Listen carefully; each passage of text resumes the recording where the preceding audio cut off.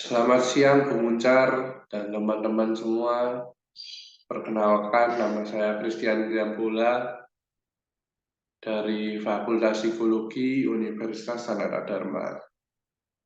Nah, di sini saya akan merevisi ulangan akhir semester Bahasa Indonesia tentang membuat diksi waras awak, waras pikir, utas tentang kesehatan mental.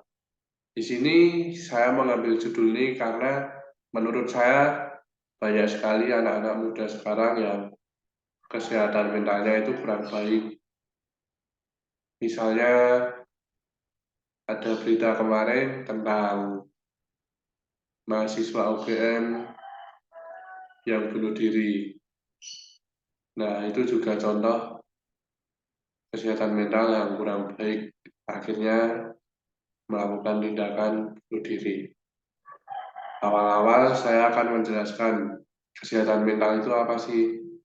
Nah, definisi kesehatan mental itu kondisi ketika batin kita itu berada dalam keadaan tentram dan tenang, sehingga memungkinkan untuk menikmati kehidupan sehari-hari dan menghargai orang lain di sekitar. Jadi kesehatan mental itu sangat penting. Seseorang dengan mental yang sehat itu akan berpengaruh terhadap kondisi fisik juga kualitas hidup. Ketika seseorang sejahtera secara psikologis, sosial maupun emosional, maka bisa dikatakan bahwa individu tersebut memiliki mental yang sehat. Karena mental yang sehat itu sebuah perkembangan untuk diri kita sendiri.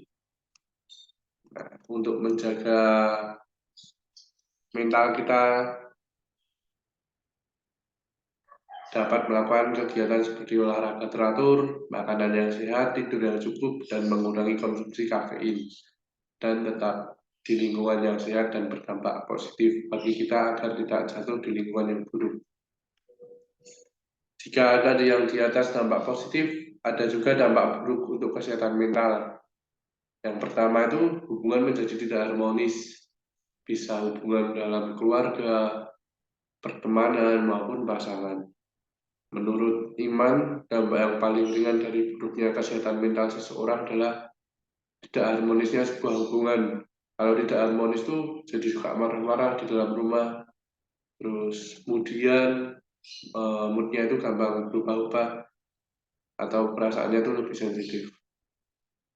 Terus jika mental terganggu mengakibatkan stres, lambat laun juga bisa meninggal karena stres atau sakit komplikasi yang muncul. Dan yang terakhir itu ada bunuh diri. Dampak terburuk atau terparah akibat buruknya kesehatan mental seseorang adalah ia nekat mengakhiri hidupnya sendiri atau bunuh diri itu. Nah, dari contoh dampak buruk kesehatan mental yang bisa menyebabkan bunuh diri, saya mengambil contoh kejadian yang beritanya juga sudah viral. Mahasiswa UGM yang melakukan bunuh diri dengan cara lompat dari atas gedung lantai 11. Nah, di sini ada mungkin sedikit ceritanya bagaimana kejadian itu bisa terjadi.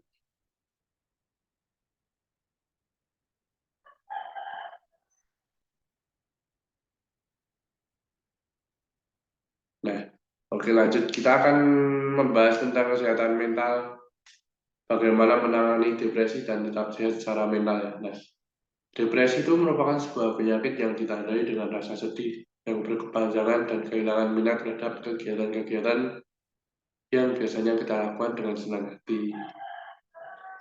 Tanda berikut adalah berhenti menjalankan kegiatan yang bisa dilakukan sehari-hari setidaknya dalam 2 minggu. Sebab apapun depresinya pasti bisa disembuhkan.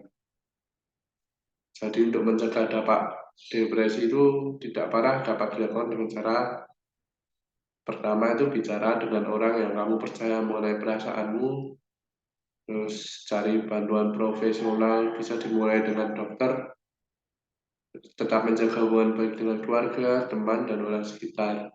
Hindari penggunaan alkohol dan mengonsumsi narkoba, karena semua itu memperparah depresi dan yang terakhir tetap waspada dengan pikiran-pikiran negatif yang terus muncul. Lalu ada lagi hal yang dilakukan secara individu itu Dengan cara menghargai orang lain, terkadang salah satu hal yang paling dibutuhkan oleh orang yang mengalami gangguan mental adalah didengar. Sayangnya tidak semua orang mampu memahami dan menghargai orang lain. Yang kedua itu perhatikan ucapan Anda. Ketika berhadapan dengan orang yang mengalami gangguan mental, mungkin Anda akan merasa bingung tentang bagaimana cara merespon setiap ucapan dan perbuatan mereka.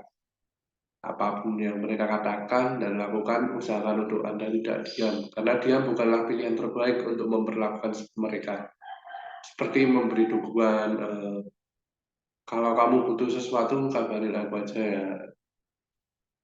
Selalu support orang-orang itu ya. Nah, terus mungkin dari semua itu kesehatan mental,